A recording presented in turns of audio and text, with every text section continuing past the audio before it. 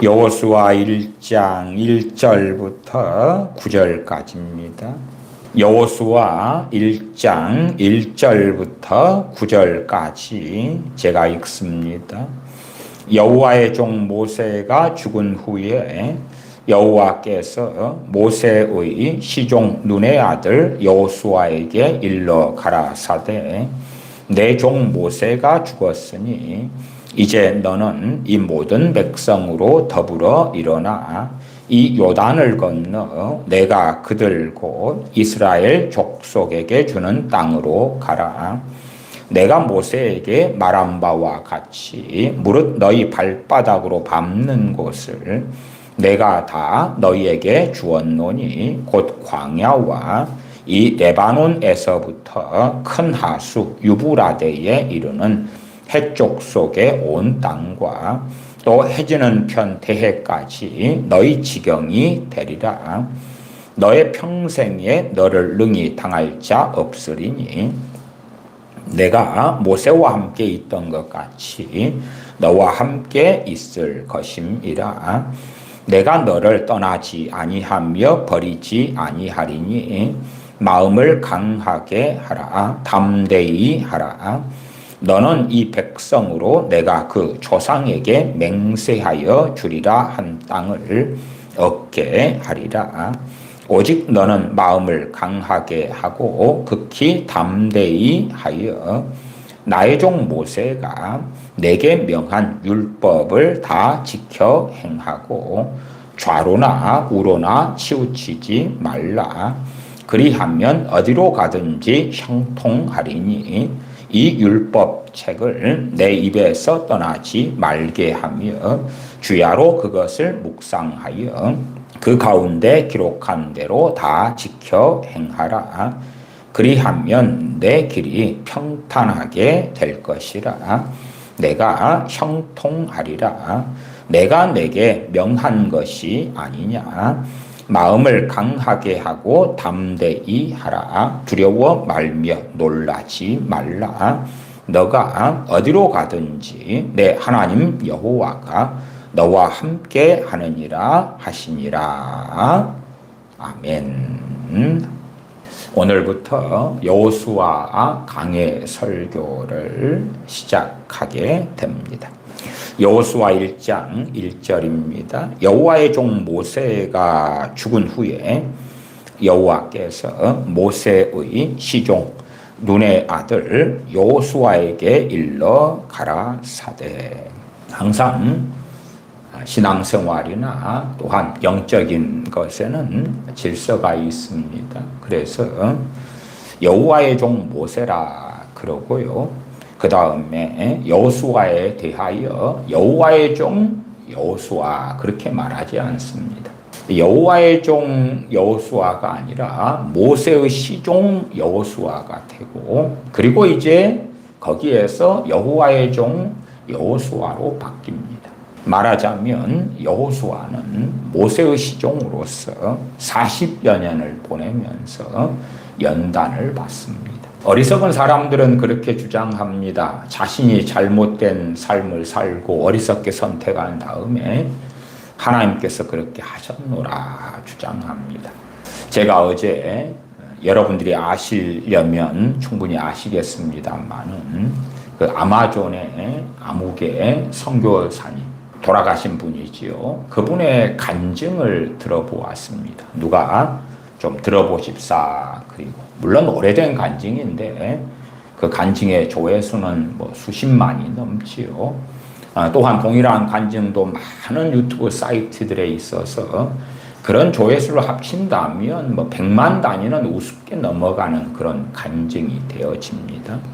암으로 6년 투병하는 이야기, 아마존 또 자신이 어떻게 살아왔던 이야기, 어떤 뭐 부르심, 어떤 음성, 영안이 열려서 어쩌고 저쩌고 그러는데 뭐 언제 기회가 있으면 그런 내용들을 쭉 적어가지고 그걸 좀 다룰 필요도 있겠습니다. 왜냐하면 원체 우리들이 어리석어서 잘못된 것들을 제대로 분별하지 못하고 똥이 된장인지를 모르고 막 먹는 경향이 있단 말이에요. 그분의 이야기는 양극단이 왔다 갔다 하더라고요. 근데 그 양반의 받았다는 계시, 받았다는 뭐 주님의 음성, 막 기괴한 것들이 너무 많습니다. 제가 어제 들었던 건 1시간 2분인데, 들으면서 잘못된 것들을 막 설명하는데, 한 10여 분 앞에만 가지고도 설명하는데, 잘못된 것들이 너무 많아서, 1시간이 훌쩍 넘게 가더라고요. 그러니까, 1시간 2분짜리 설교를 적어서 자세히 설명을, 틀린 것들을 설명하려면 한 5시간은 넘게 걸리지 않을까 싶어요.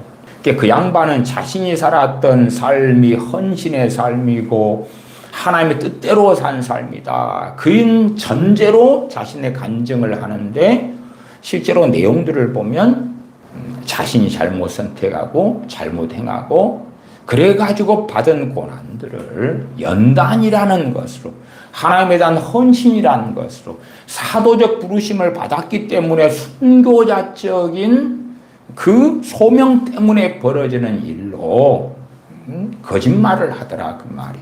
그래서 성경에 나오는 연단하고 많은 사람들이 스스로 내가 연단받았네 하는 것과는 틀립니다. 하나님께서는 그의 종들을 쓰시려고 그들의 환경도 사용하셔서 연단하시는 게 맞습니다. 심지어는 하나님의 섭리 속에서는 그 사람의 잘못된 판단, 어리석음, 그런 걸 통하여서도 연단하신다 하고 말할 수는 있습니다만은 그럼에도 과연 그것이 직접적이 될 것이냐 그럴 때에 저는 그렇게 대부분은 인정하지는 못합니다.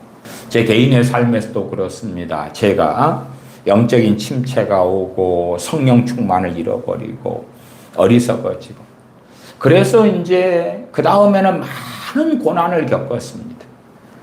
주님 안에 살면서 성령 충만하여 살면서 겪은 환경적인 고난이 있을 것이고 제가 영적 침체 속에 빠져가지고 살면서 겪은 환경적인 고난, 재정의 고난, 대인관계 속의 고난 많이 있단 말이에요.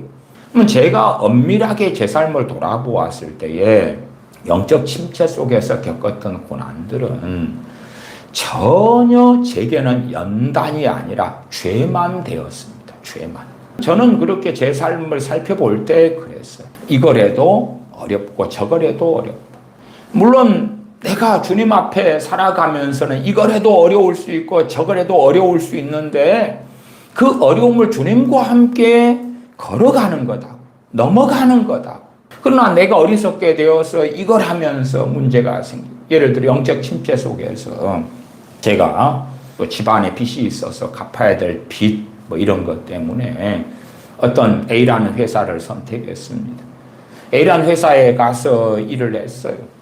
결국 나중에는 어찌 됐냐? 그럼 몇 달치 월급을 받지도 못하고 그 회사는 또 부도도 나고 그래서 결국은 노동청에 고발도 하고 했지만은 임금은 전혀 받을 수 없었어요.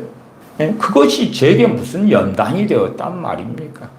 중소기업에 들어가서 주간은 11시간 반을 일하고 야간은 13시간 반을 일하고 주야간 근무를 격주로 해나가고 그렇게 일을 했어도 몇 달치 월급을 받지 못했어요. 또 어디에서 직장 생활을 하다가 제 대학 선배가 어느 회사에 근무하는데 직책이 좋아요. 근데 저하고 아는 선배이기 때문에 자기 회사에 와서 같이 일하자고 그렇게 불렀어요. 제가 볼 때는 그것이 더 좋게 보여. 그래서 육적으로 함께 일하러 달려갔어요. 그러면서 겪었던 많은 문제들. 말하자면 그 양반은 큰 이런 프로젝트를 가지고 그 기업에서 현장 소장으로 일하고 있었는데 프로젝트 하나만 가지고 일하더라도 그 액수가 몇십억은 무슨 액수였어요. 옛날 1990년대 중반 이야기를 하고 있습니다. 거기에서 한 30% 돈을 빼가지고 로비를 하고 여자를 접대하고 이중장부를 써가지고 그래서 많은 사람들의 주민등록을 가져오고 가짜 월급을 지불해서 돈 세탁을 하고 사실은 이제 그런 일을 저한테 맡기고 싶었던 거예요. 과정상. 결국은 트러블이 생기고 안 되겠어서 제가 옷을 벗고 나왔습니다만은 그런 것이 전혀 제 신앙에 있어서 유익도 안 되고 연단이 아니에요. 연단이 아니에요. 그냥 돌고 도는 길인데 죄만 가득히 쌓이게 되는 삶이고 여정인 거예요. 그게 무슨 연단입니까? 그래서 어리석은 사람들은 자신의 삶을 미워하기를 좋아합니다. 연단은 그리스도 안에서 받는 거예요. 그리스도 밖에서 받는 게 아니고 내 어리석은 선택으로 인하여 받는 게 결코 아닙니다. 자신이 어리석게 살고 완악하게 살고 죄 가운데 살아서 별일을 겪는 것을 하나님의 뜻 가운데 그 아마존의 아무개 여자 선교사님처럼 사도적 부르심이니까 말이 안 되죠. 스스로를 사도적 부르심이란 말은 내가 사도다고 주장하는 건데 무슨 그 양반이 사도입니까? 그건 말이 안 되죠. 어쨌든 1장 1절에 여호와의 종 모세가 죽은 후에 여호와께서 모세의 시종 눈의 아들 여호수아에게 일러 가라사대 모세의 시종으로 있었어. 모세의 시종으로. 단지 여호수아는 그냥 한 사람의 시종으로 살아가는 사람만은 결코 아니었습니다. 그는 족장에 속했어요. 족장에. 족장에 속했으면 자존심도 있고 체면도 있을 거 아니에요. 소위 말하면 겸업이죠. 겸업. 그럼에도 모세의 시종으로 살았어요. 거의 한 40여 년을 그렇게 했어요. 그러니까 때로는 모세 선지자가 장수가 되어서 여호수아야 전쟁에 선봉장이 되어서 나가라. 그러면 그렇게 했어요. 그렇게 했어요. 이렇게 하라 그럼 이렇게 했어요. 그게 영적인 질서지요. 엘리야 선지자 아래에 엘리사 선지자가 있었고 많은 선지 생도들을 엘리야 선지자가 키웠죠. 신약 성경에는 세례 요한의 제자들이 나오고 그 다음에 우리 주 예수 그리스도의 제자들. 여기에는 모세의 시종 눈의 아들 여호수아라고 이야기합니다. 그건 틀린 게 아니라 명확한 것이에요. 실제로는 이런 식으로 제자가 제자를 삼아 그렇게 말씀하지요. 마태복음 28장에 제자를 삼아라. 그래서 내가 너에게 분부한 모든 것을 가르쳐 지키게 해라. 제자를 삼아라. 그래서 사도 바울 같은 경우는 디모데에게 나의 아들 디모데야 그렇게 이야기하고 또한 제자들 그럴 때에 어떤 제자들은 문맥 가운데 크리스천을 이야기하는 제자들이 있어요. 또 어떤 제자들은 문맥을 보면 단지 크리스천일 뿐만 아니라 사도 바울의 제자들. 그러한 제자들의 개념도 함께 담고 있는 것을 발견하게 되어져요. 그렇기 때문에 실상은 우리의 부르심과 사명도 각자가 다 다르긴 할 겁니다만은 그러나 제자를 삼는 것. 제자를 삼는 우리가 주님 안에 있을 때에 어떤 사람을 내가 유모가 되고 보모가 되고 유치원 선생님이 되고 엄마가 되고 아빠가 되어서 양육할 수 있는 것. 그러나 그것도 우리의 부르심 속에서 그 주어진 수준 안에서 그러겠죠. 우리가 주님 안에서 그하고 산다면 그렇다면 어떤 사람들에 대한 제자를 삼아서 신앙의 양육을 할 수도 있을 거라. 물론 다 그런 모양과 모습이 나타나는 건 아닐 것입니다. 지체됨이 다 다르기 때문에 주님의 몸된 교회 전체가 사실상은 제자를 삼는 그 부르심을 받았다. 그렇게도 말씀을 드리겠어요. 그럼에도 개인적으로 우리가 깨어있을 때에 심지어 내가 부모라면 누구를 제자 삼아야 됩니까? 내 자녀들. 내 자녀들. 그건 누구에게 맡기는 문제는 아니잖아요. 내 자녀들이 내 품 안에 있을 때에 영적 양육을 내가 해야 되죠. 물론 어느 때 되어서 자녀들이 영적으로 성장하고 장성해서 이제 우리의 신앙의 수준과 비슷해진다. 그럴 때는 친구가 되고 동역자가 되겠죠. 서로 간에 하나님의 말씀을 나누고 교제하는 거예요. 나누고 교제해. 저 같은 경우도 제 어머니 전도사님하고 어느 때가 되니까 어머니 정호사님이 저한테 뭘 가르쳐 주거나 어쩌거나 그것을 벗어나게 되더라고요. 그리고 신앙생활도 따로 하고, 다른 지역에 따로 하고, 단지 교제하는 거예요, 교제. 그러니까 서로 간에 다른 지역과 다른 삶 속에서 동역을 하고, 교제를 하고, 어머니와 제가. 그렇지, 이러이러한 삶을 사니까 어머니 정호사님께서 이미 90년 초에 신학 다니시고 전도사님이 되셨는데, 일을 이렇게 해라 그러시는 건 아니에요. 왜냐하면 신앙의 영역이 이제 어느 때가 되니까 서로 다른 여정, 다른 길을 걸어가고 그 영적인 권위 아래서 있는 때가 지났기 때문에 그런 거죠. 자녀를 양육하고 키우지요.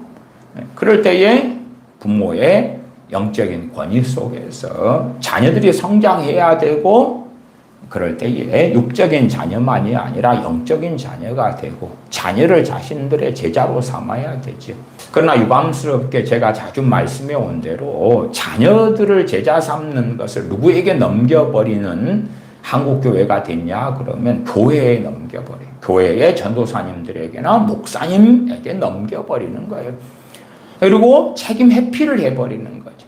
주일학교에 보내면 될 거야. 유치원에 보내면 될 거야. 중고등부에 보내면 될 거야. 그러면 다 알아서 해줄 거야. 하는 어리석음 속에 들고.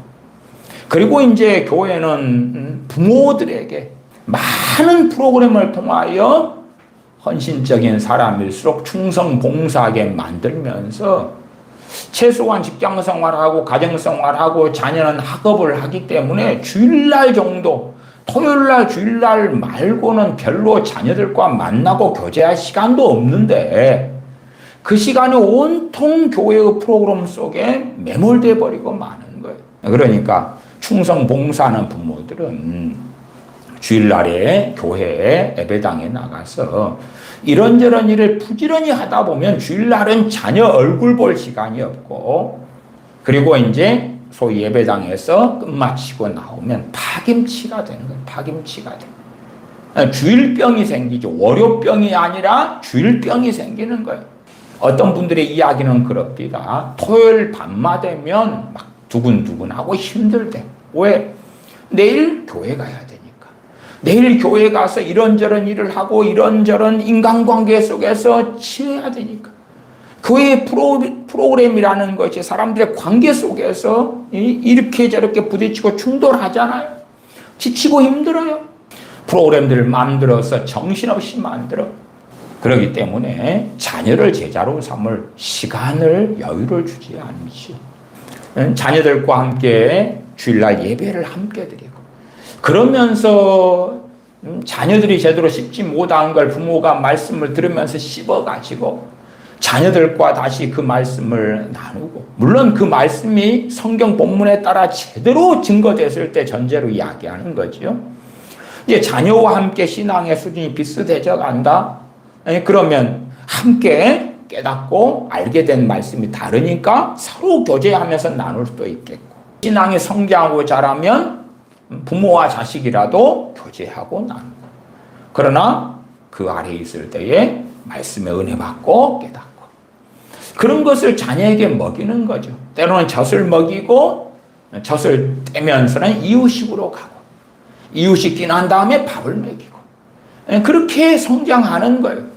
그 다음에 자녀가 두 발로 서서 믿음 성장하도록 보죠. 그러니까 주일날 같은 데 함께 예배드리고 함께 식사하고 그 다음에 함께 산책도 하고, 그리고 주님 안에서 자녀와 교제하고 나누고, 그런 시간들을 보내야 되는데 그렇지 않게 만들어 버린 거예요. 과거에 청교도 시대다 그러면 가족이 전체 예배를 드렸어요. 전체 예배를 드렸어요. 또 제가 자주 설명드렸습니다. 주일학교라는 것이 우리 믿는 사람들의 자녀를 케어하려고 만들어진 게 아니다. 역사적으로, 전통적으로. 지금 시대의 대한민국의 주일학교라는 것은 믿는 사람들의 자녀를 분리해가지고 교회가, 목사님이 책임져 줄게, 신앙을 책임져 줄게 하는 이상한 것으로 변질되고야 말았다. 오히려 안 믿는 사람들의 자녀들, 부모가 없으니까 과거에 영국의 산업혁명 때에 부모들은 돈 벌러 가고 자녀들은 방치되고 방치될 뿐만 아니라 아이들이 영어 알파벳도 떼지 못하고 읽기도 못하고 쓰기도 못하고 그렇게 방치된 아이들을 모아가지고 주일학교를 하면서 성경을 가르치고 영어도 가르치고 그런 식으로 해서 주일학교가 세워졌고 오랫동안은 그 전통 속에 있었다. 제가 1970년 한 73년인가 이럴 때 73년 4년 제 기억상 73년 정도 되지 않을까 싶은데 그때부터 교회 예배당에 다니기 시작했어요. 그럴 때는 제 어머니가 믿었던 것도 아니고 제 아버지가 그랬던 것도 아니고 그냥 제가 혼자 다니다가 제 동생 손잡고 다니다가 그리고 그 교회 예배당에는 부모가 믿는 아이들은 없었어요. 왜? 저희 동네 아이들만 그득했으니까. 저희 동네에는 믿는 사람이 당시에는 없었어요. 어른들 중에서. 그게 주일학교죠. 그게 주일학교. 네? 부모들이 영적으로 돌볼 수 없는, 안 믿으니까. 그러나 부모들이 돌볼 수 있는데 소위 말하면 맞춤형 교육이죠. 내가 내 자식을 더 잘 알고 또한 부모에게 영적 권위가 있기 때문에 나를 통하여 자녀에게 말씀하시는 성령님의 그 역사하심 흘러가야 된다 그 말이에요. 주일학교 교사를 할 때도 여러 가지 고민들이 많았습니다. 물론 어느 때부터 제가 목회를 해야 되겠다 그렇게 소명을 받은 다음에는 내가 목회할 때는 주일학교 교재를 뭘로 써야 될까? 어떤 주일학교 프로그램을 해야 될까? 그런 고심이 많았어요. 왜냐하면 당시에는 저도 주일학교를 꼭 해야 된다는 어떤 소위 잘못된 관념 속에 살았기 때문에 그래서 가능한 대로 주일학교 교재들을 많이 구해보고 기본적으로는 총회 교단에서 주일학교 교재들이 나와요. 그것. 그 다음에 다른 교단에서 나오는 것. 초교파적으로 만들어진 교재들. 그런 걸 가지고 살피고 사용도 해보고 그래요. 제가 한참은 파이디온에서 나온 주일학교 교재들에 빠져 있기도 했어요. 그런 걸 많이 사용해 보면서 과연 어떤 교재로 아이들에게 주일학교 공과 공부를 시키고 가르칠 때에 아이들이 믿음이 성장하고 자라고 도움이 될까? 그런 고심들을 오랫동안에 해오기도 했어요. 그러나 더 시간이 흘러놓고 보니까 참 그럼에도 어리석은 거구나. 또한 주일학교 교재나 중고등부 교재가 잘못된 게 너무 많아요. 이론적이고 사변적이고 이상한 대로 흘러가는 게 너무 많은 거예요. 근데 그 잘못된 것, 심지어 총회에서 만들어서 나왔다는데 기괴한 게 사실은 또 너무 많아요. 그런 것을 아이들에게 읽어주는 시간이 공과 공부 시간이 되는 거예요. 저도 19살 때부터 시작했으니까요. 그리고 긴 시간을 주일학교, 중고등부, 유치부, 때로는 청년들을 가르치기도 하고 그렇게 많이 살아왔으니까 어떠한 교재로 해야 될까? 어떠한 교재로? 80년대 같은 경우에 한 중반 들어와서 공과 공부도 구역공과죠. 구역공과도 위에서부터 내려오기 시작했고 그걸 읽어주는 구역예배. 그러면서 생명을 상실해버리는 거죠. 구역장이 설교자가 돼가지고 주님께서 주신 메시지를 받아가지고 증거하는 구역예배는 위험성도 존재했으나 생명력이 있었다고 말이에요. 그러나 그 생명력이 사라져버리는 그러한 구역예배로 어느 때부터 변했는데 제가 경험하기로는 1980년 중반 정도부터 더 시스테마가 되는 거예요. 더 시스테마가. 그래서 야 너희들 예배 드리잖아. 그러면 예배를 구역예배를 드릴 때에 구역예배 공과를 읽어주는 예배인 거예요. 구역예배 때 그걸로 찬송은 몇 장을 부르고 설교는 요걸로 해라 그리고 내려오는 거예요. 그게 구역예배 공과책이었거든요. 당시에는 구역예배를 예배로 드렸어요. 지금 시대에야 이제 예배로 드리나요? 뭐 셀로 어떻게 한다 뭐 그러는데 각 교회마다 다르겠지요. 하나님으로부터 각 리더가 주님 앞에서 엎드려서 주신 메시지가 아니라 그냥 시키는 대로 읽고 그렇게 하는 것. 그렇다면 아마 그렇게 하면 좋을 것 같아요. 한국교회라면 누가 한국교회 전체에 주시는 설교를 받아버리는 거야. 그래가지고 한국교회 전체가 8만여 교회 이상이 주일날 되면 똑같은 설교문을 목사님들이 읽는 거예요. 최고 좋은 게 있다면. 최고 좋은 걸 같이 읽어주는 거예요. 얼마나 좋겠어요. 그렇잖아요. 아니면 각 교단들마다 총회에서 저런 성공회나 이런 것처럼 위에서부터 내려오는 거예요. 그래가지고 그걸 읽어주는 거예요. 가장 좋은 것, 가장 극단적인 이상한 이야기로 가장 성령 충만한 메시지가 있는 설교. 과거에 놀라운 하나님의 사람들이 있지요. 그분들의 설교를 읽어주는 거지. 무디 선생님이나 스펄전 목사님이나 마틴 로이 존스나 요한 웨슬리나 칼빈 목사님이나 루터나 이런 분들의 설교를 골라가지고 그분들이라고 해서 다 완벽한 건 아니니까 그래도 가장 좋은 것들을 골라가지고 딱 이번은 마틴 루터의 이런 설교를 다 읽어라. 그러면 그걸 읽어주는 거예요. 얼마나 좋겠어요. 이번엔 조나단 에드워드 목사님의 설교를 한국교회 전체가 아니면 우리 교단에 속해 있는 교회들 목사님은 다 읽어라. 기도도 역사상 하나님의 사람들의 멋지고 아름다운 기도. 야, 이번에는 좀 낙스의 기도문을 가져와서 읽을까? 스코틀랜드를 내게 해주소서. 그렇지 않으면은 내 생명을 걷어가소서. 그런 목숨을 건 기도를 우리 이번에는 할까? 그렇게 하면 얼마나 좋을까? 그래서 제 경험상은 구역예배의 생명력이 사라져버리는 것은 구역예배에 인도하는 리더들, 구역장들이 제멋대로 설교하게 놔둬버리면 얼마나 난잡해지고 위험성이 생기느냐. 그러니까 구역예배 때 설교하는 설교문을 내려보내자. 그걸로 만든 게 구역예배 공과책이에요. 마찬가지로 주일학교에 믿지 않는 부모의 자녀들이 모였단 말이에요. 이게 자녀들은 마치 고아처럼 있는데 그런 아이들을 고모처럼 말씀으로 먹이는데 그것도 각 주일학교 교사분들이 성령의 감동을 따라 말씀을 가르치고 전하고 그러면 참으로 아름다울 텐데 그렇게 안 하고 공과책으로 하달된 거예요. 그러니까 저도 어릴 때부터 그러한 주일학교 중고등부에 참여해 있는데 잠이 와. 뭔 소리인지 모르겠어요.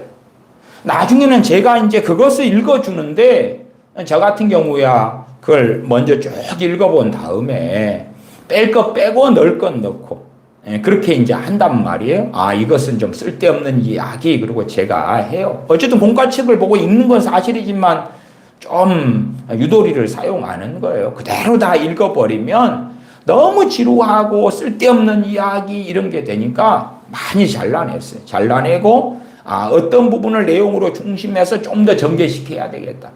어떤 걸 좀 더 넣어야 되겠다. 그렇게 했어요. 그러나 어떨 때는 공과책도 제대로 못 읽어보고 게으름을 피워가지고 그 자리에서 읽는데 횡설수설하고 있는 거예요. 실제로 함께 주일학교나 중고등부 교사를 했던 집사님들 그런 부분이 많았어요. 가정 살림에 바쁘지. 주로 여자 집사님들이 많으셨거든요. 그래가지고 중고등부 공과 책을 읽는데 한 번도 안 읽고 온 거예요. 그러면 읽으면서 문맥 파악이 안 되니까 횡설수설해. 제 아시는 장로님도 공과책을 그날 안 읽고 미리 읽어보지 않고 그 다음에 와서 처음 보는 거예요. 그러니까 아이들한테 막 이야기하는데 자기도 헷갈리다가 막 읽다가 잠깐 기다려봐 그러다가 또 어쩌다가 아이들은 졸다가 자다가 그리고 실제로 아이들이나 그 공과 공부를 읽어주는 선생님이나 서로 전혀 마음에 감화도 없고 감동도 없고 적용성도 없고 해석도 문제가 있고 도움이 안 되고 실제로 그런 지경이에요. 그런 것을 뭔가가 있을 것 같이 반복해 오는 거예요. 그래서 그러한 총체적인 문제 속에서 대한민국 교회가 오랫동안 되어져 왔고, 그러한 것들이 이제 소위 주일학교의 몰락, 중고등부의 몰락, 그런 걸로 함께 이어져 왔다. 물론 지금이야 원체 결혼도 적게 하고 아이들도 적게 태어나서 더 근원적인 문제가 발생하고 말았습니다만은, 그러나 그전에는 아이들도 많이 낳았을 때조차도 주일학교, 중고등부의 몰락은 일찍 시작되었다. 그래서 내 자녀들에 대한 영적인 책임은 부모가 지는 거예요, 부모가. 자녀를 누구로요? 제자로 삼는 거예요. 저 멀리 어디 가서 제자를 삼는 게 아니라 내 품 안에 있을 때 자녀를 제자로 삼아서 양육하고, 자녀가 영적으로 성장하면 나의 동역자가 돼.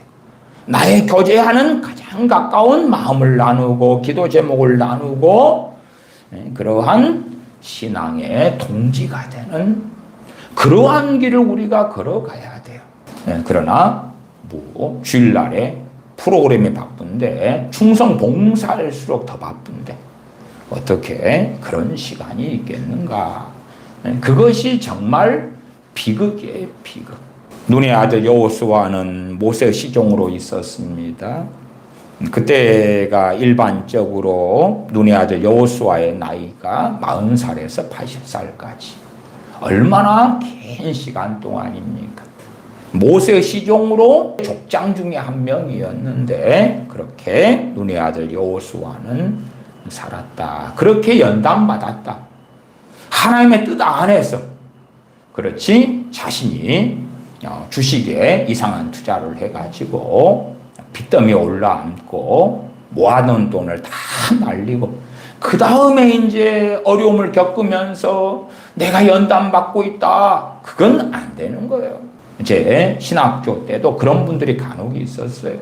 이걸 해도 망하고 저걸 해도 망하는 분들이 오셔가지고 하나님이 다 망하게 해서 이제는 하나님의 일을 할 수밖에 없게 되었다. 하나님이 그렇게 했다. 자기의 정욕으로 준비 없이 어리석게 행해가지고 하나님이 했다고 미화를 시키는 거예요. 자기 삶에 대한 포장과 미화, 다른 말로 위선이죠, 위선. 그러나 주님과 동행하는 삶을 살다가 하나님의 일을 해야 되는 거고, 주님과 동행하고 그리스도 안에 거하고 있을 때에 그때만이 진실로 연단받는다라고 말씀을 드리겠습니다. 요셉이 하나님과 동행하는 가운데 모함을 당해서 감옥에 있고, 그 속에서 연단받아요. 감옥에 있으면서도 희한하게 하나님이 함께 하셔서 형통하게 하셨다. 그가 보디발 장군의 집에서 노예 생활을 하는데 가정충무가 되고, 그럼에도 노예인데 형통했다. 형통한 도중에 보디발 장군의 아내의 유혹을 물리쳤더니 모함을 당하고야 말았다. 그렇게 여정이 바뀌어가지만 그게 정말로 연단이죠. 연단. 보디발 장군의 가정충무에 있을 때보다 감옥에 있는 게 훨씬 비참하죠. 그러나 그건 하나님 안에서 하나님을 영화롭게 하는 여정 속에서 받는 고난이자 연단이고, 그러나 베드로 사도를 통하여 말씀하지요. 이러이러한 죄들을 짓지 말아라. 도적질이나 악행이나 살인이나 남의 일에 간섭하는 일로 고난을 받지 말려니와. 그렇게 죄지어서 받는 고난이 어찌 연단이 됩니까? 그러면 모든 것이 합력하여 선을 이룬다는 말씀도 하나님을 사랑하는 자, 그 뜻대로 부르심 입은 자들에게는 모든 것이 합력하여 선을 이룬다. 하나님을 사랑하는 자, 그 뜻대로 부르심 받은 자, 내가 하나님을 사랑하고 그 길을 걸어가면서 일어난 일들 가운데 합력하여 선을 이루는 것이지, 내 정욕대로 살고 세상을 사랑하고 살다가 생기는 일이 합력하여 선을 이루는 것이 결코 아닙니다. 이스라엘 백성이 광야 40년 동안에 죽어나갔어요. 그게 합력하여 선을 이루는 것입니까? 여호수아에 대한 이야기로서 민수기 13장을 좀 보십시다. 민수기 13장 참으로 유명하지요. 민수기 13장 1절부터 보십시다. 민수기 13장 1절부터입니다. 제가 읽어갑니다. 여호와께서 모세에게 일러 가라사대 사람을 보내어 내가 이스라엘 자손에게 주는 가나안 땅을 탐지하게 하되 그 종족의 각 지파 중에서 족장된 자 한 사람씩 보내라. 모세가 여호와의 명을 조차 바란 광야에서 그들을 보내었으니 그들은 다 이스라엘 자손의 주령된 사람이라. 참 어려운 이야기가 많습니다. 어려운 이야기는 뭐냐 하면 요게 제가 지금 가지고 있는 게 성경 지도거든요. 이 안에 많은 지도가 있습니다. 오늘도 시간이 되시면 지도까지 좀 보실 텐데 이게 멀어가지고 자세히 보실런지 모르겠어요. 이게 이렇게 습자지로 돼 있는 것은 지금 현재 지형 지도고요. 그 다음에 요 밑에 것은 이제 옛날 그 시대마다 있는 지도들인데 여기에 나오는 예를 들어서 이 바란 광야가 있다 그러면은 이 지도상에는 글이 나와요. 지도상에는 이게 거짓이란 이야기입니다. 이 바란 광야가 이러한 지도상에는 시나이 반도, 이집트 땅이지요. 말하자면 손가락이 이렇게 돼 있으면 이 손가락 이렇게 여러분이 이렇게 해봐요. 이렇게 보면 이것이 홍해입니다. 홍해가 이 두 줄기로 돼 있고 이것이 홍해가 다 이렇게 이런 딱 이 모양이 나와요. 홍해가. 그리고 이 홍해가 이렇게 돼 있고 요 위에가 가나안 땅인데 요 끝머리가 여러분이 성경을 많이 읽으신 분들은 아실 그 에시온 게벨이 있어요. 에시온 게벨 여기서부터 지금도 팔레스틴 이스라엘 땅, 현재 이스라엘 땅, 이 에시온 게벨부터 있잖아요. 에시온 게벨. 여기가 에시온 게벨. 여기가 홍해란 말이에요. 홍해가 이렇게 물줄기 두 줄기가 쫙 돼 있고 밑으로 쫙 이제 퍼져나가요. 이렇게 딱 되면 이게 홍해예요. 요것도 홍해. 홍해를 건너갔죠. 이스라엘 백성이. 여기가 시나이 반도인데 이 대부분의 이런 성경 지도도 마찬가지인데 거기 안에가 이 13장 민수기 13장 3절에 바란 광야가 있다고 나와요. 근데 바란 광야 위치가 어딘지 몰라도 거기는 아니에요. 왜냐하면 이 시나이 반도는 출애굽한 곳이 아니고 애굽 땅이에요. 역사적으로 애굽 땅이에요. 그러니까 바란 광야가 시나이 반도에 있다면 거기에가 소위 말하면 시내산이 있다고 성지순례를 가는 곳이기도 하죠. 거기 이집트 땅이잖아요. 시내산이라고 그 시나이 반도에 사람들이 가요. 거기에서 어마어마한 비용을 쓰죠. 그러니까 그 이익을 이집트가 너무 좋다고 받아먹고 있죠. 거기가 바란 광야가 있을 수가 없죠. 저도 옛날부터 성경 지도를 항상 공부해 왔는데 바란 광야 그러면은 이 시나이 반도 안에 있는 거예요. 여러분이 보일지는 모르겠네요. 여기가 홍해가 요거의 홍해거든요. 홍해가 여기 있고 손가락처럼 이렇게 두 개가 있죠. 요 사이가 시나이 반도. 거기가 어떻게 바란 광야가 있냐 그 말이에요.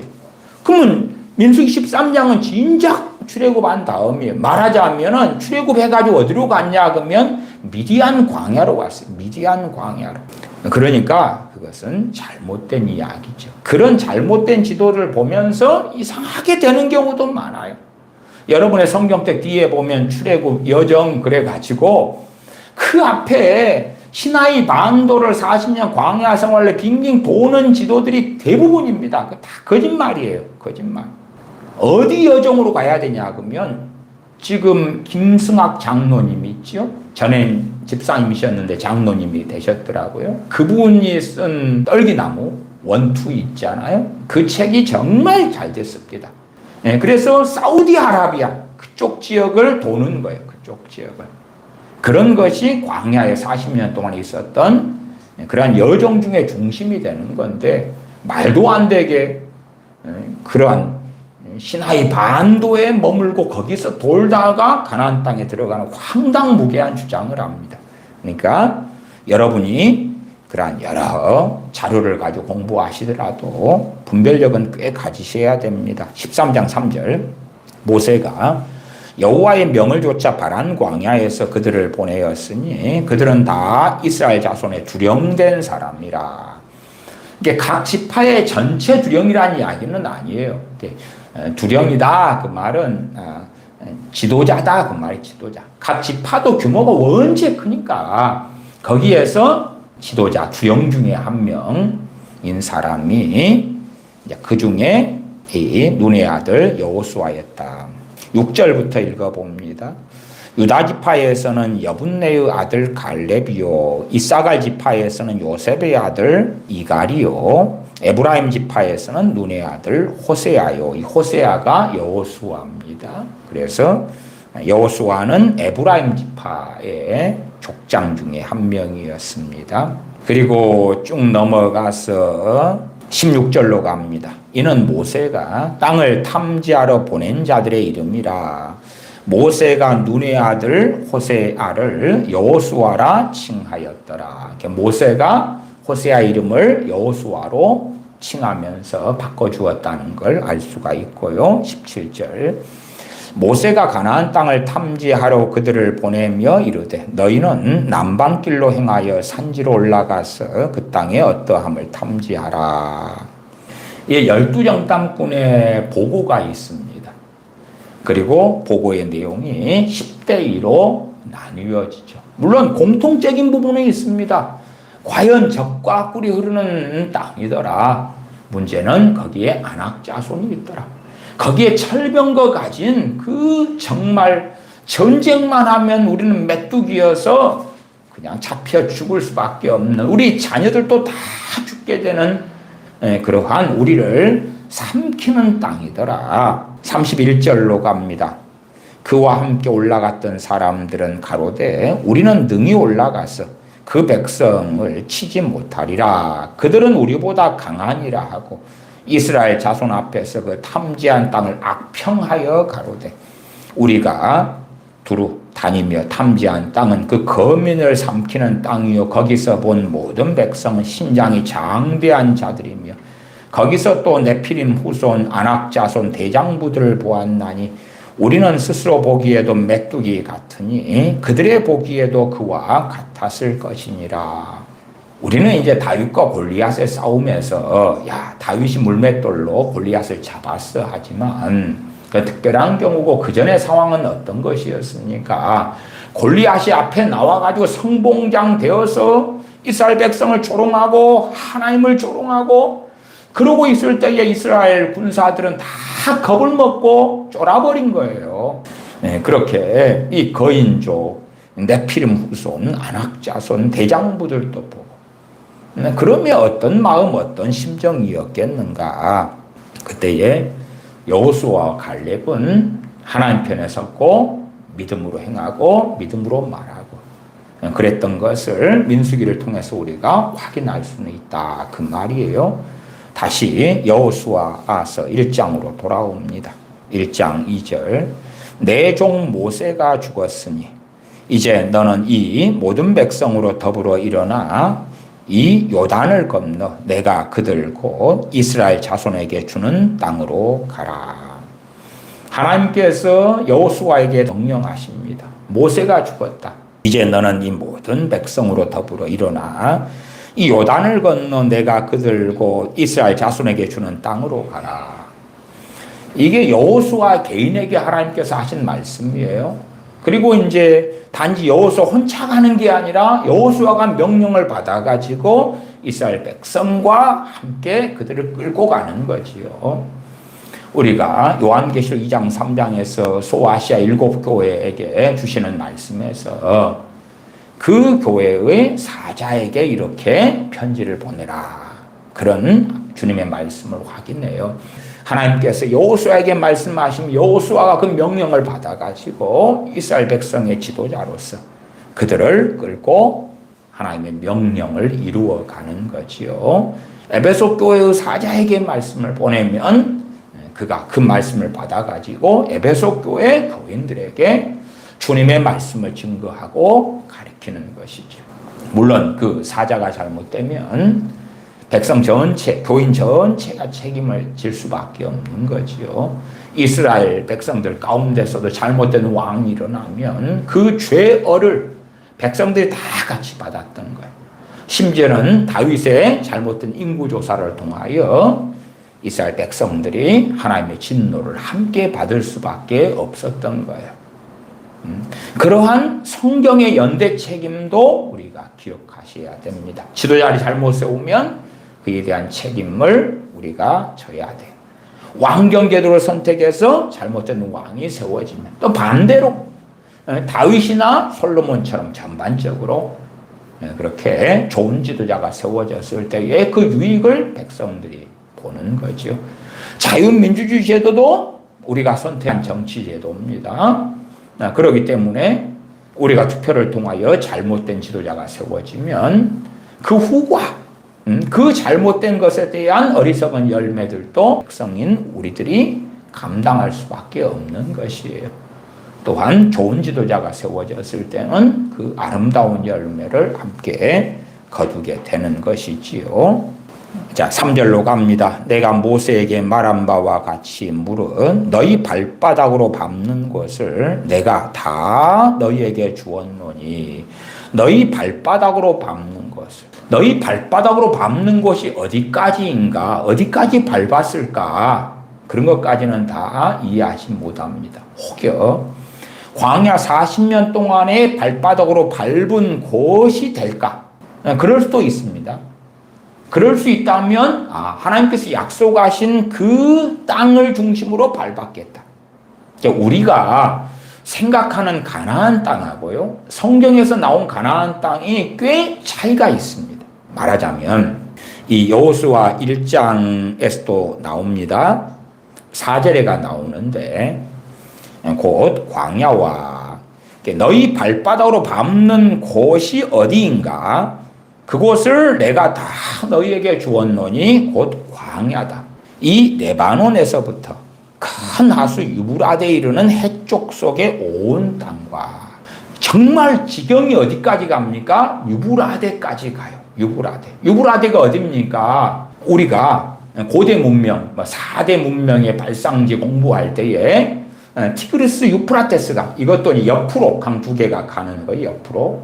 이렇게 가면은 이 꼭대기 지점으로 쭉 이렇게 하나는 티그리스 강은 위에가 있는 거고 앞에 제가 이 홍해하고 틀린 홍해는 이렇게 가는 거고 이렇게 옆으로 이렇게 가면 옆으로 이렇게가 되어서 내려오면 여기가 티그리스 강이에요. 이렇게 여기가 유브라데 강이에요. 그다음에 이 강이 만나가지고 끝에서 어디로 가냐 그러면 지중해로 갑니다. 이 지중해고 거기서 쭉 티그리스 유프라테스 강 이렇게 강줄기가 위로 쫙 이어졌어요. 여기는 옆으로 쫙 가고. 그러니까 땅이 어디까지 가냐 그러면 유브라데 강까지 가요. 지금 현재 이스라엘 면적은요 헥타르로 할 때에 220만 7천 헥타르입니다.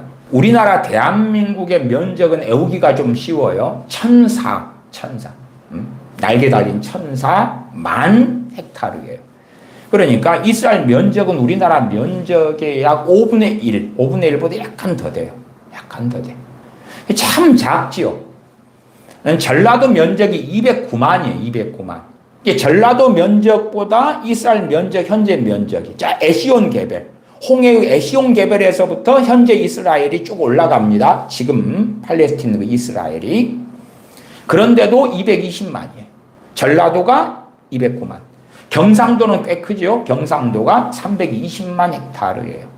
그러니까 기껏해야 이스라엘 면적은 경상도의 3분의 2밖에 안 돼.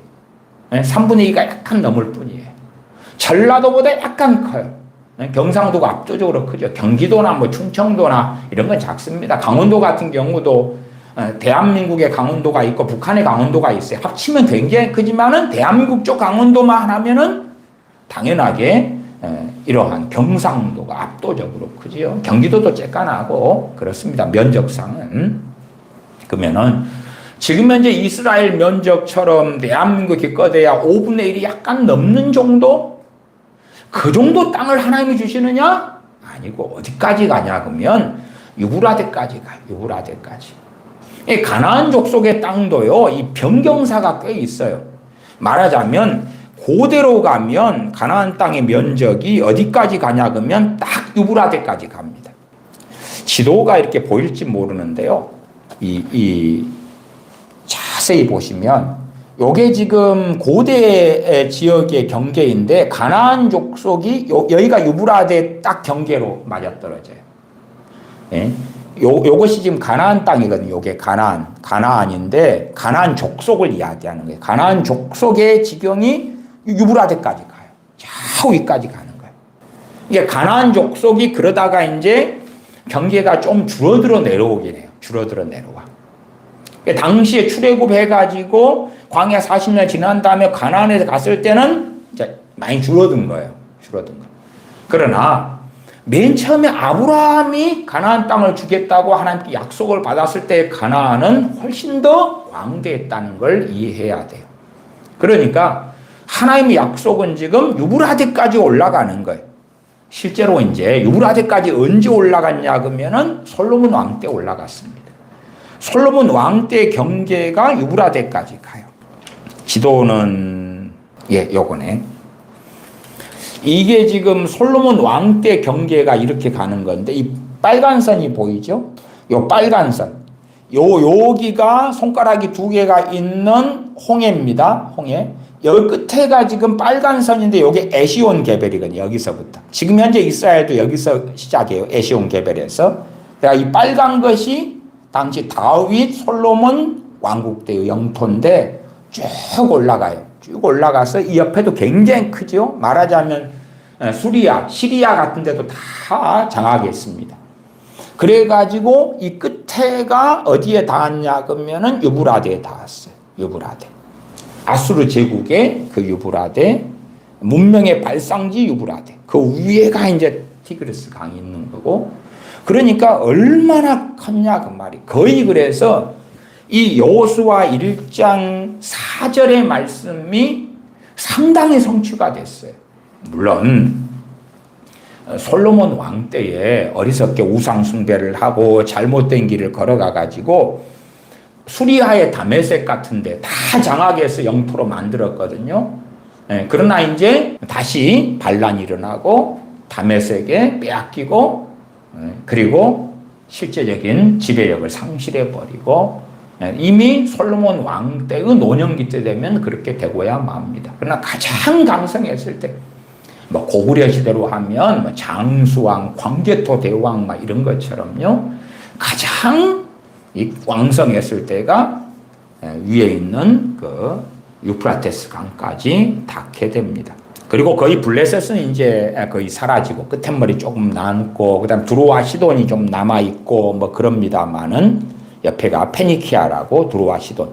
그 솔로몬 왕 때에 궁궐 짓고 또 성전 지을 때에 백향목 대주고 이러한 두로왕 히람에 대한 이야기는 우리가 알죠. 그것이 이제 페니키아인데 여기가 분홍색으로 되어 있는데 그런 데가 되기도 하고. 그러나 전체 영토는 다 장악을 해요. 말하자면 뭐 에돔 또 암몬, 모압 다 장악을 합니다. 이게 그 광대한 영토까지 가지게 돼요.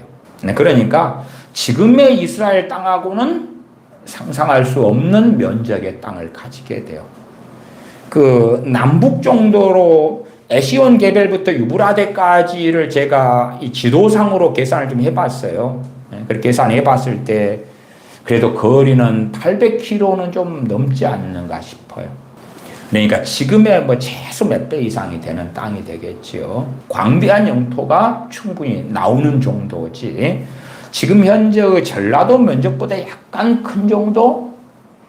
그래서 우리가 사무엘 상하, 열왕기 상하, 역대 상하를 보고 그럴 때에 아람하고 전쟁에서 다 하나님이 주신 땅인데 정복이 안 돼요. 제대로 점령도 못 해요. 어떨 때는 점령해요. 못 해요. 그러니까 지금 현재 팔레스타인 이스라엘만 보고 하나님이 그렇게 작게 주셨냐? 그건 전혀 아니다는 것까지는 우리가 이해를 하셔야 돼요. 다시 4절 봅니다. 곧 광야와 이 레바논에서부터 큰 하수 유브라데에 이르는 해쪽 속의 온 땅과 거기에 해쪽 속은 저 위쪽에 있습니다. 이 지도상에 해쪽 속이 나오는 것이 있는데 이 지도인데 여기에 이 끝머리에 이 갈색이 이게 옛날에 헷 왕국이 요 위에 있었거든요. 여기서부터 쫙 펼쳐지는데 이 헷 왕국이 있었던 이 땅들 위쪽으로 다 이어지는 유브라데까지 이어지는 여기 조금 끝에 나오네요. 근데 그 위까지 땅이 다 하나님께 주신 땅이다 그 말이에요. 솔로몬이나 다윗 왕 때에 그런 지경까지도 정복했고 영향을 미쳐서 자신들의 영토 안에 두었다 그런 것이에요. 그러니까 이스라엘 백성이 그렇게 다시금 다윗 때의 시대를 그렇게 갈망하고 원하고 솔로몬 때를 그렇게 원하고 갈망하는 이유가 있지요. 그 4절 하반에 해쪽 속의 온 땅과 해쪽 속은 저 위로 유브라데까지 이어지는 그러한 곳이 해쪽 속의 땅인 헷 왕국이 있었다 하는 것 앞에 말씀을 드렸고요. 또 해지는 편 대해까지 해지는 편 대해가 지중해를 이야기하죠. 동해에서 서로 지중해를 이야기하죠. 그까지. 그래서 지중해 쪽에 연한 곳들이 블레셋 땅들이 있었고 그런 곳들을 정복을 해 나갔던 것입니다. 해지는 편 대해까지 너희 지경이 되리라. 5절 너의 평생에 너를 능히 당할 자 없으리니 내가 모세와 함께 있던 것 같이 너와 함께 있을 것입니다. 여호수아에게 하시는 말씀이에요. 여호수아에게. 물론 이 말씀을 우리가 받으려면 여호수아에게 주시는 이 말씀은 레마도 되고 로고스도 되지요. 성경 66권이 로고스니까.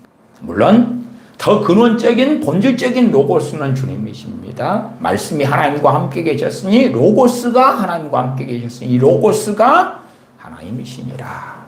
그 로고스. 그러나 이제 보편적인 로고스를 사용할 때에 성경 66권을 로고스라 그럽니다. 하나님의 말씀인 로고스. 그 다음에 그럼에도 여호수아가 받은 레마. 여호수아 개인에게 주신 것. 그러면 또 로고스. 그러니까 최소한 우리가 이러한 말씀 우리 걸로 삼으려면 여호수아와 동일할 수는 없으나 여호수아처럼 하나님을 경외하고 하나님을 기쁘시게 하고 하나님의 나라를 위하여 살아가는 삶, 그 삶의 길을 걷는 사람들에게 성령님께서 이 로고스에 있는 말씀을 레마로 주실 수는 있다 그 말이에요. 그러나 우리가 다 주님 믿는 사람들이라 해서 개나 소나 기나 고동이나 다 큐티 같은 걸 하고 성경을 읽어가면서 내 것이요 내 것이요 그러면 안 돼요. 그렇게 하면 당대의 이스라엘 백성들이 200만이 넘는 사람들이 다 1장 5절을 가지고 우리 것이요 우리 것이요 그러면 어찌 되겠어요? 안 되잖아요. 안 돼. 당시에 이스라엘 백성도 1장 5절을 우리 것입니다 내 것입니다 하면 불법이 되는 거예요. 이러한 하나님의 말씀을 이스라엘 백성이 듣고 볼 때에 하나님께서 세우신 우리의 지도자 여호수아에게 하신 거구나. 그러니까 이 여호수아님의 지도를 따라서 하나님의 뜻을 이루어야 되겠구나. 그렇게 받아들여야지. 내 것이야 내 것이야 우리 것이야 우리 것이야 끌고 오면 그건 정말 이상한 것이 튀어나오는 거예요. 1장 6절 마음을 강하게 하라 담대히 하라. 우리가 이러한 말씀을 볼 때에 참 하나님께 주시는 은혜하고요 그 사람이 해야 될 것은 다르다는 걸 아는 거예요. 하나님이 하시는 것과 내가 해야 될 것.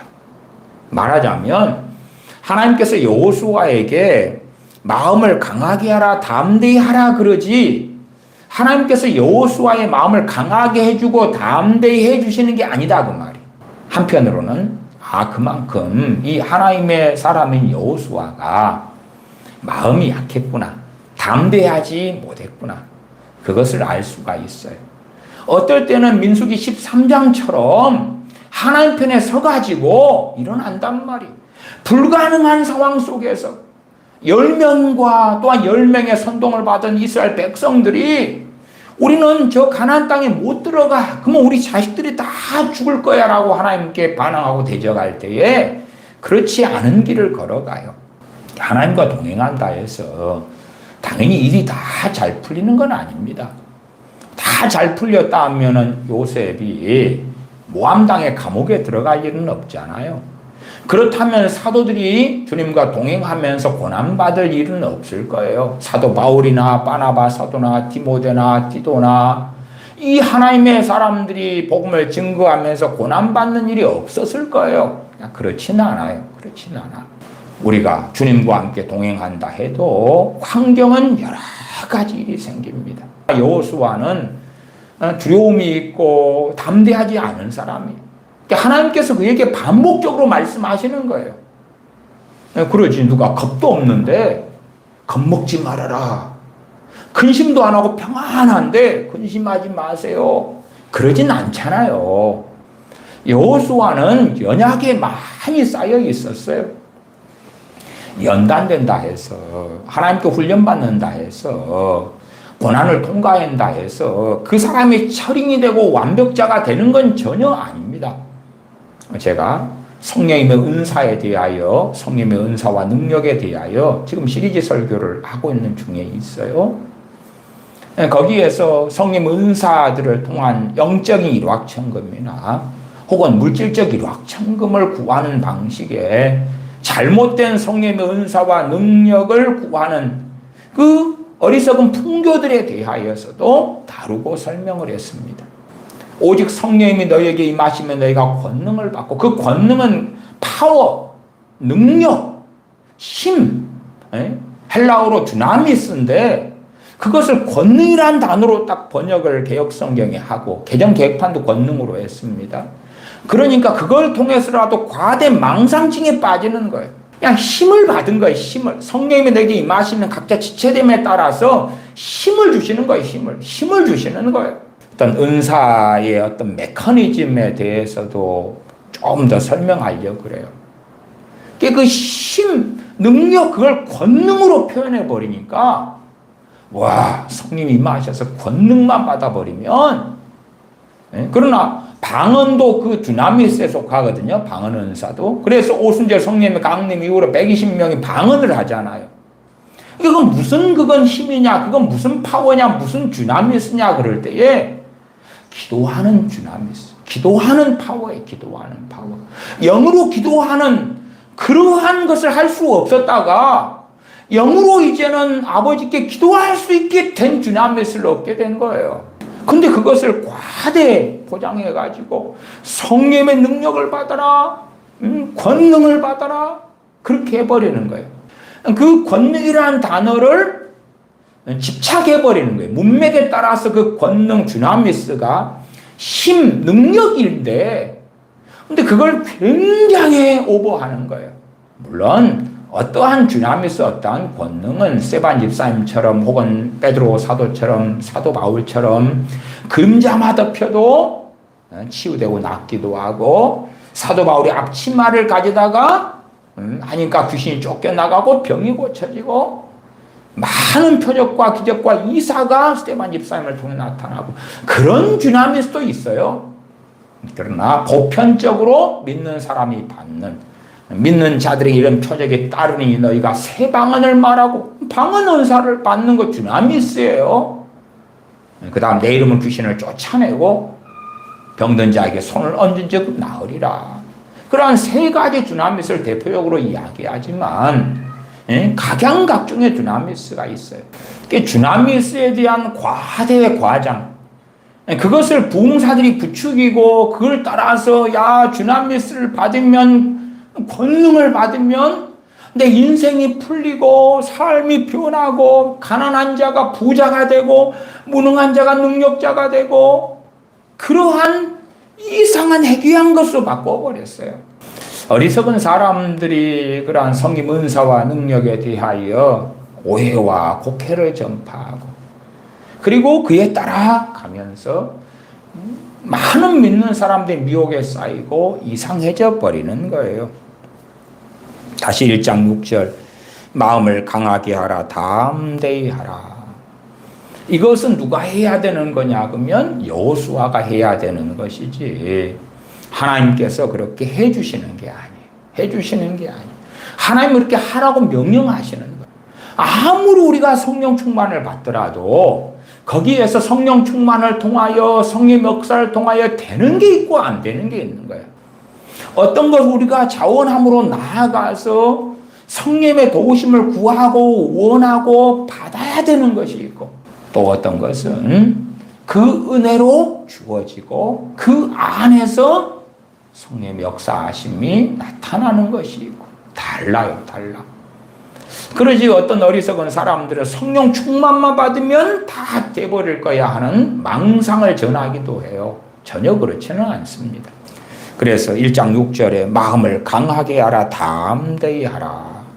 너는 이 백성으로 내가 그 조상에게 맹세하여 주리라 한 땅을 얻게 하리라. 하나님께서 애언을 하시는 거예요. 그럼 앞에 조건이 있죠. 마음을 강하게 하라 담대히 하라.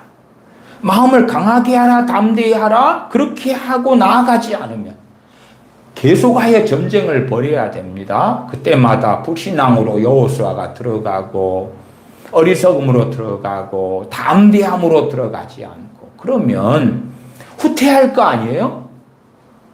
잘못된 길을 걸어갈 수 있지요.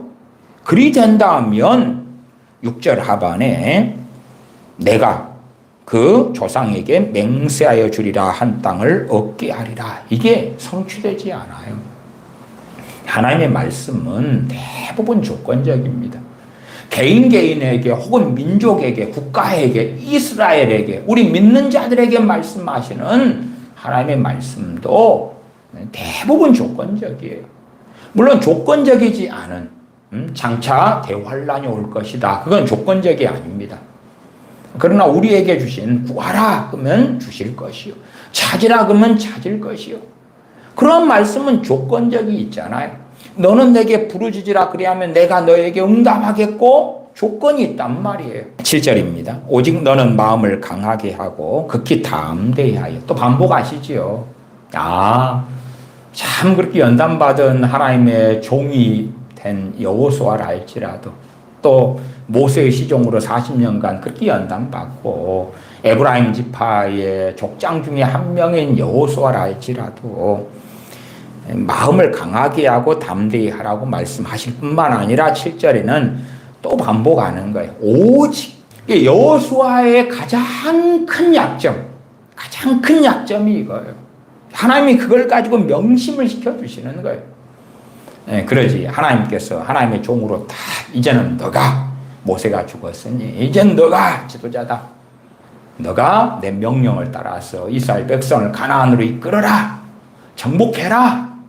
그렇게 하시면서 너의 약점들 결점들을 내가 싹 다 고쳐줄게. 그러면은 이런 명령이 필요가 없는 거예요. 어리석은 사람들 성령 충만만 받으면 약점이 결점이 다 없어진다고 생각하는 거예요. 안 그런 거예요. 안 그래. 이 여호수아에게는 계속 6절 7절 반복하시죠. 6절이 마음을 강하게 하라 담대히 하라. 7절이 오직 너는 마음을 강하게 하고 극히 담대히 하여. 여기는 극히 담대히 하여 하나님께서 말씀하시는 거예요. 그러니까 어리석은 사람들은 주님만 만나면 뭔가가 돼. 하나님만 만나면 뭔가가 돼. 주님 안에서 살면 뭔가가 돼. 그런 게 있고 그러나 절대 모든 것이 그렇게 되지는 않는다. 하나님께서 이 정말로 중요한 사람 하나님의 종인 여호수아에게 명령을 하시는 거예요. 명령을 해. 이건 여호수아의 몫이다 그 말이에요. 주님께서 사도들에게 명령을 하잖아요. 누구의 몫이에요? 사도들의 몫이에요. 사도들의 몫. 그래서 누구든지 나를 따라오려거든 자기를 부인하고 자기 십자가를 지고 나를 따를 것이니라. 자기를 부인하는 것 그건 우리들의 몫이고 자기 십자가를 지는 것 우리들의 몫이에요. 물론 자기 십자가를 지고 살아가는 여정을 성령님은 도우시죠. 그럼에도 주체는 누구예요? 우리기 때문에. 성령님이 주체가 아니에요. 주도권을 드리도록 애를 써야 돼. 성령님께 내어드리도록 애를 써야 돼요. 그러나 책임을 성령님이 지시는 게 아니라 우리가 져야 되기 때문에 주체가 우리다라고 제가 표현상 말씀을 드리는 거예요. 자기 십자가도 많은 종류가 있어요. 그 자기 십자가. 자기의 재능이 없는 것. 저 같은 경우는 음악성이 거의 제로에 가까워요. 그것도 제 십자가지. 제 십자가예요. 그걸 짊어져야 되지. 그것 때문에 와, 저 사람은 베토벤이 되고 모차르트가 되고 슈베르트가 되는데 나는 이게 뭐 음정박자도 못 맞춰서 저는 초등학교 때부터 고등학교 때까지 음악가를 맞았거든요. 그다음에 정말 어쩌다가는 음악 양이 나왔어요. 수우미양가에서. 그래서 제가 음악가 출신이라고 말하는데 가를 한두 번 맞은 게 아니에요. 그래서 가난해도 재능이, 장사하는 재능이 있고 뭐 이런 뭐 신체적인 재능이 있고 그러면 축구 선수, 탁구 선수, 배구 선수 뭐 그렇게 해서 잘 벌어먹고 살 수도 있겠지요. 그러나 가난한 사람들의 경우는 가난이 대물림되는 대표적인 이유가 재능이 별 볼 일 없기 때문에 그런 경우가 대부분이에요. 그 자기 십자가예요. 그것 때문에 원망하고 하나님 원망하고 나는 왜 이렇습니까? 그러면 안 되고 심지어 우상숭배를 통해서 3대 4대까지 하나님께서 그 책임을 묻겠다 보응하시겠다 말씀하시고 자기 십자가지. 또한 북한 공산당 밑에서 태어나가지고 거기에 지하교회 교인으로 있을 수 있어요. 그렇지 않아요? 저거 자기 십자가예요. 우리가 잘나서 대한민국에 태어난 건 아니에요. 이 한반도에 한민족으로 태어났어도 200년 전에 태어났으면 300년 전에 태어났으면 어쩌겠어요? 당시에 30-40%가 심할 때는요 60%가 노비였어요. 그러면 정말 하나님의 은혜로 좋은 시대에 태어나가지고 살고 있기 때문에 누리는 많은 것들이 있는 거예요. 그 가운데 각자가 짊어지는 짐이 틀려요. 여호수아 때, 그 다음에 우리 때. 이스라엘은 당시에 무엇 해야 됐어요? 전쟁을 앞두고 있어요. 전쟁을 계속하여 수행하는 거예요. 하나님께서 심판하라고 하는 도구가 되어서 심판의 전쟁. 뭐 신학적으로는 정복전쟁이라 그럽니다만은 단순한 정복이 아니지요. 하나님께서 가나안을 진멸하라고 말씀하시고 여리고를 진멸하라고 말씀하시고 아말렉을 진멸하라고 갓난아이부터 노인까지 다 죽여라고 그 하나님의 심판을 수행을 해야 돼요. 아니 내 이쁜 자식도 있고 내 이쁜 어린아이도 있어요. 그런데 가나안족 속에 저 여리고의 갓난아이를 죽여야 돼 칼로. 그래서 얼마나 하나님의 진노가 무서운지 하나님의 심판이 무서운지를 하나님의 심판의 대행자가 되어서 행하면서 겪는 거예요.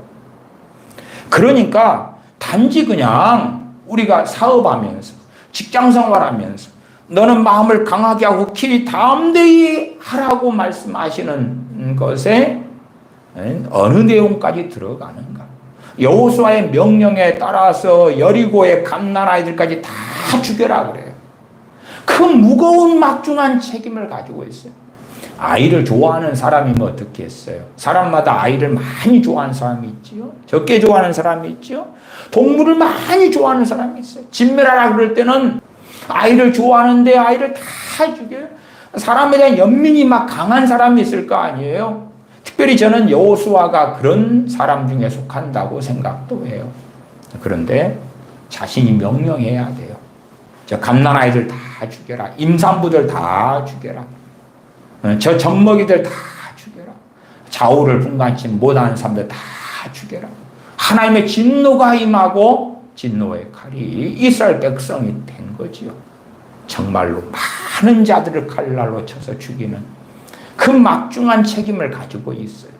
그냥 야 땅 따먹기 하는 것처럼 정복해라. 그렇게 해서 들어가니까 가나안 족속이 헷 족속, 기르가스 족속, 여러 족속들, 여부스 족속 같은 사람들이 떠나가고 어이고 좋다. 그런 게 전혀 아니란 말이에요. 그래서 7절의 엄중함도 생각해 보셔야 돼요. 나아가서는 얼마나 그 가운데 무거운 십자가를 여호수아가 짊어지게 되었는가. 사람들은 그냥 여호수아가 이스라엘 리더십이 되고 왕 같은 그 권세를 가지게 되고 그것만 환호해가지고 야 나도 여호수아가 되고 싶다. 그런데 현대 사회에서 생각하는 거예요. 저 같은 사람에게 이 성경 여호수아서를 알고 여호수아가 가졌던 막중한 이 무거운 책임을 알 때에 여호수아 같은 이 자리를 너가 서볼래? 뭐 이런 게 있다면 저는 1000만 번 고사할 거예요. 옛날 그런 이야기가 있습니다. 일본의 원자폭탄이 2차 대전에 투여됐지요.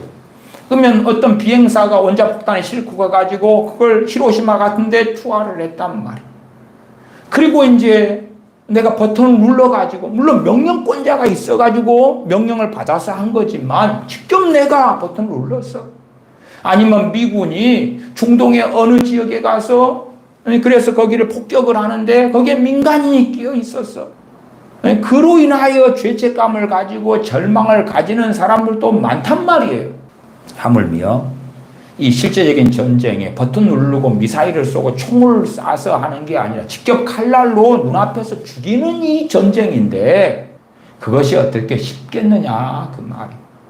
오늘 내가 가서 임산부, 어린아이, 갓난아이, 노인을 다 죽이고 그 피 흘리는 손으로 돌아와서 내 어린아이를 안는 것, 내 사랑하는 자녀를 안는 것, 그런 삶을 살아가는 건데 야, 젖과 꿀이 흐르는 가나안 땅을 정복하는 거야 너무 아름답지 않은가?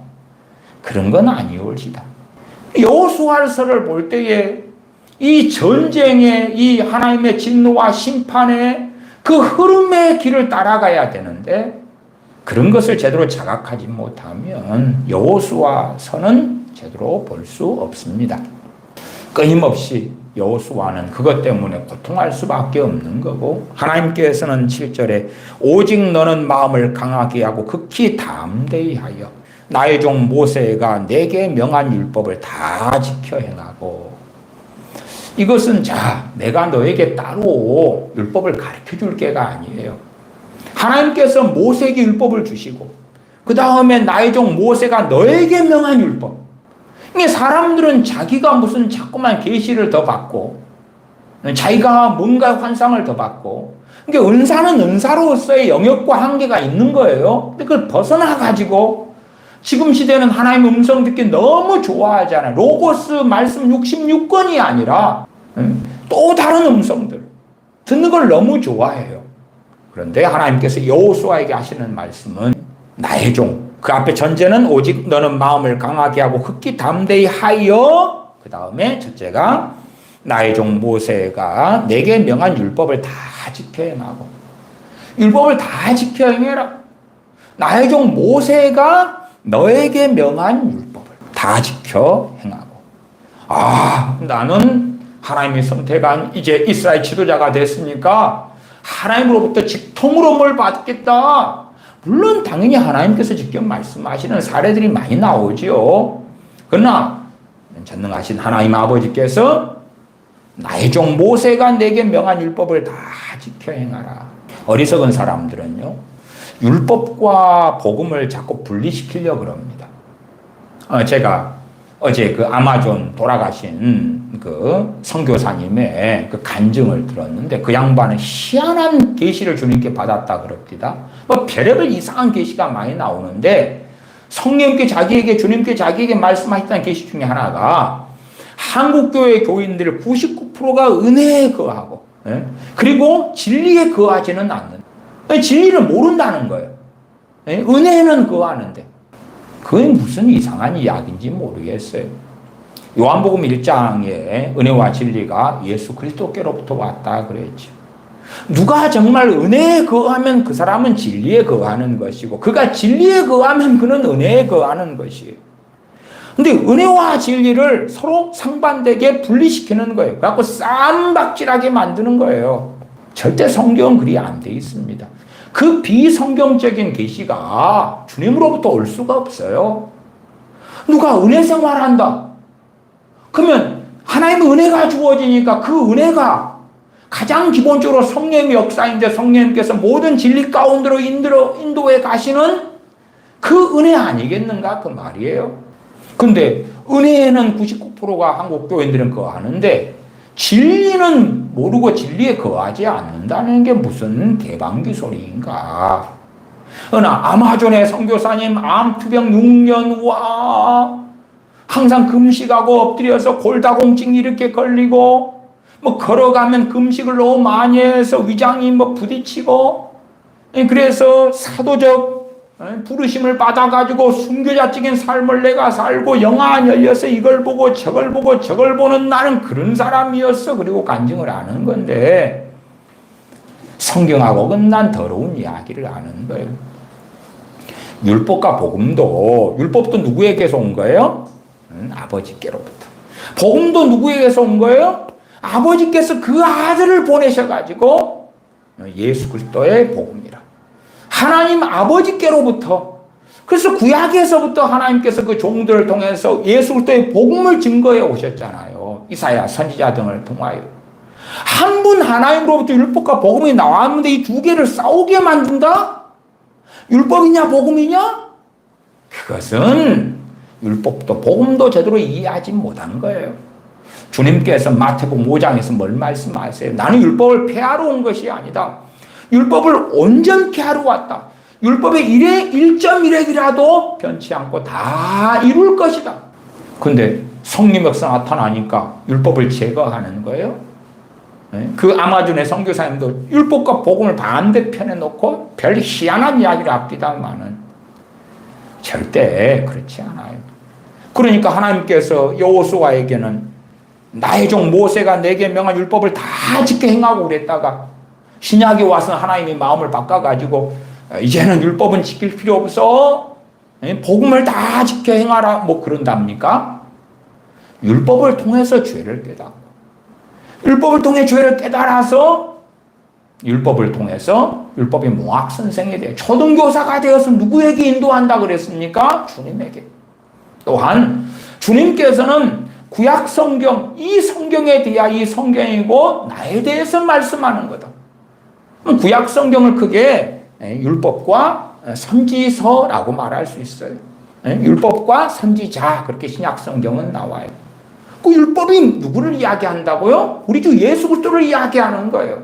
율법을 제대로 알면 우리 주님을 믿을 수밖에 없고 영접할 수밖에 없고 알 수밖에 없는 거예요. 근데 율법이 예수 그리스도를 가리키는 그 율법이 어떻게 복음의 반대편에 있냐 그 말이에요.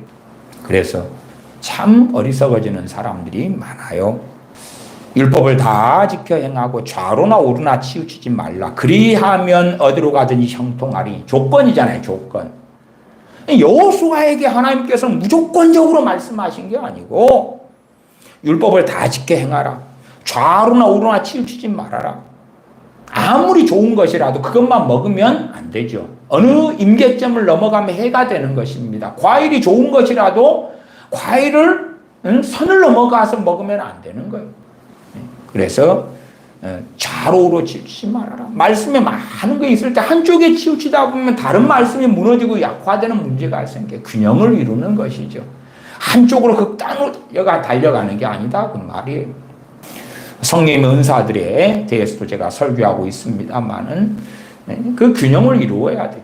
성령의 은사들의 어떤 한 극단으로 많은 은사주의자들이 잘못되어졌던 그 길로 가는 게 있고 또 한쪽에는 은사 무용론, 은사 중단론이 있고 거기에서 이 중도를 좌로로 치우치지 않고 바르게 어떻게 길을 걸어가느냐 하는 거예요. 그러나 많은 은사주의자들이 잘못된 성령의 은사들을 가지고 행했기 때문에 은사 무용론, 은사 중단론 그리 가면 치우쳐버린 것이에요. 그것처럼 율법 가운데 이 여호수아에게 하나님께서는 좌로나 우로나 치우치지 말라고 말씀해요. 그리하면 그리할 때에 어디로 가든지 형통할 것이다. 8절 이 율법책을 내 입에서 떠나지 말게 하며 주야로 그것을 묵상하여 그 가운데 기록한 대로 다 지켜 행하라. 저는 주야로 그것을 묵상하라는 것을 매일 밤낮으로 묵상하라는 걸로 그렇게 이해하지는 않습니다. 때로 어느 때는 시간이 낮에 많이 났을 때는 낮에, 또 어떨 때는 밤이 나면 밤에. 여호수아 같은 이가 백성을 인도하는데 한가한 사람들처럼 밤낮으로 말씀을 묵상할 수 있는 그런 형편이 됩니까? 안 됩니까? 안 된단 말이야, 안 돼. 그러나 어떨 때는 이곳에 머물게 될 때에 거기에서 일주일의 시간을 보내면 그때는 주야로 묵상할 수 있는 때가 되겠지요. 또 어느 때는 낮이 한가할 때가 있고, 어떨 때는 밤이 한가할 때가 있고. 직장 생활하는 사람들이다 그러면은 낮에는 시간이 별로 없을 거 아니에요. 밤 되어도 사실은 쉽지 않죠. 한국이 수도권에 인구가 50% 이상이 모이니까요.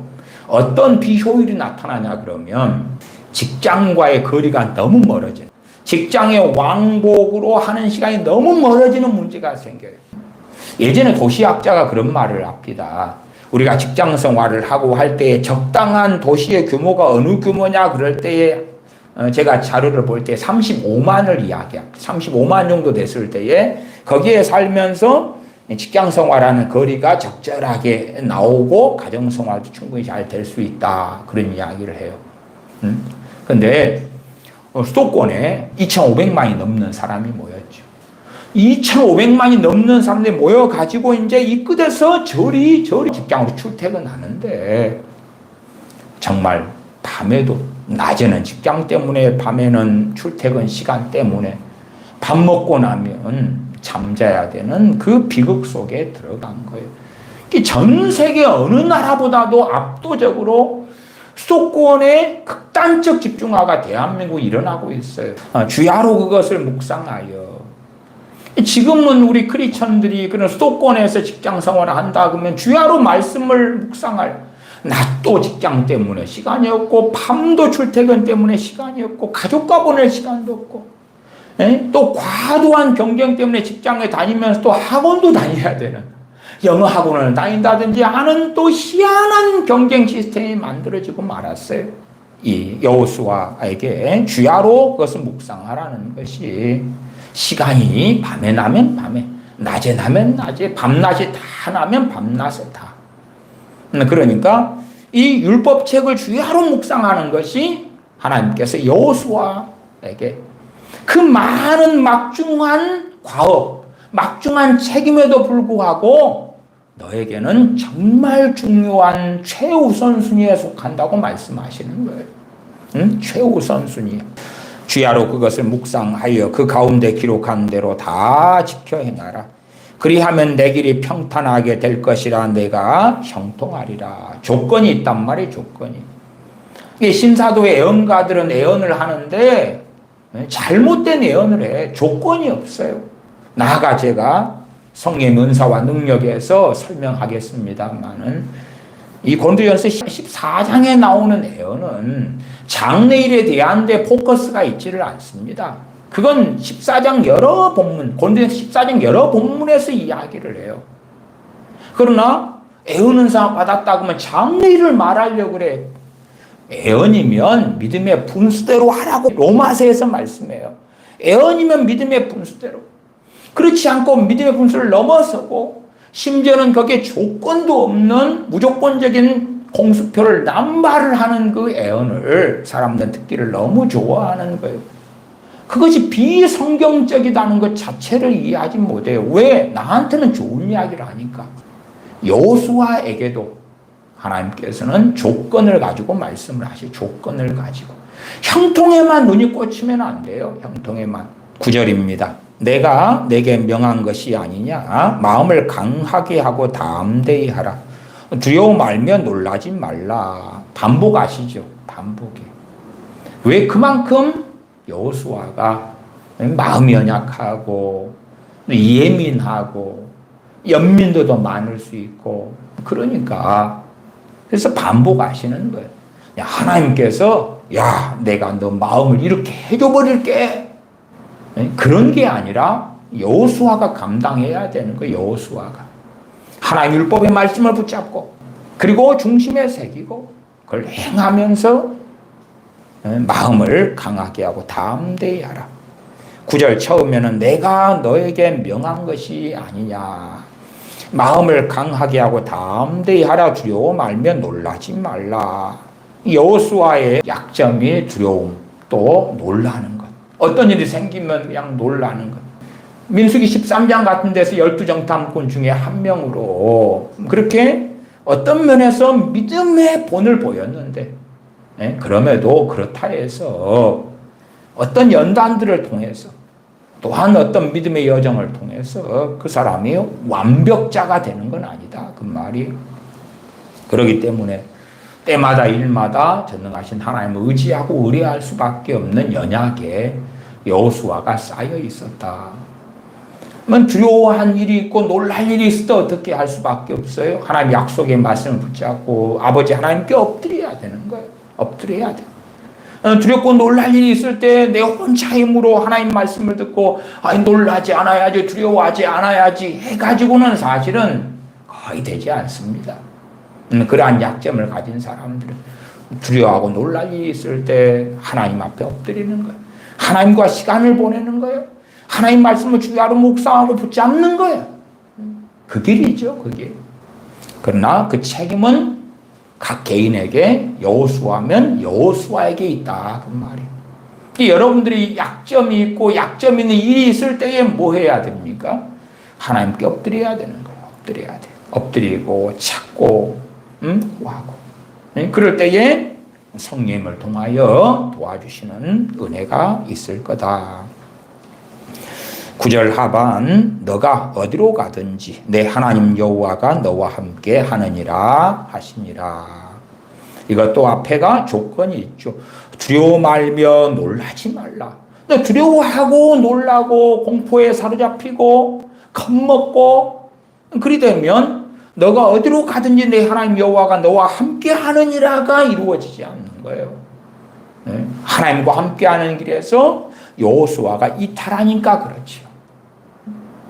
그런 참으로 연약한 사람을 사용하셨다. 우리가 야고보서 5장에서도 엘리야 선지자가 성경이 우리와 같다고 이야기하잖아요. 그러니까 로뎀나무 아래에 앉아서 죽기를 구하기도 하고 그러죠. 정말 하나님과 동행한다 해서 이 사람들이 철인이 되는 게 아니구나. 많은 어떤 엔터테인먼트 같은 아니 슈퍼맨 같은 원더우맨 같은 사람이 되는 게 아니구나. 그걸 알 수가 있는 거예요.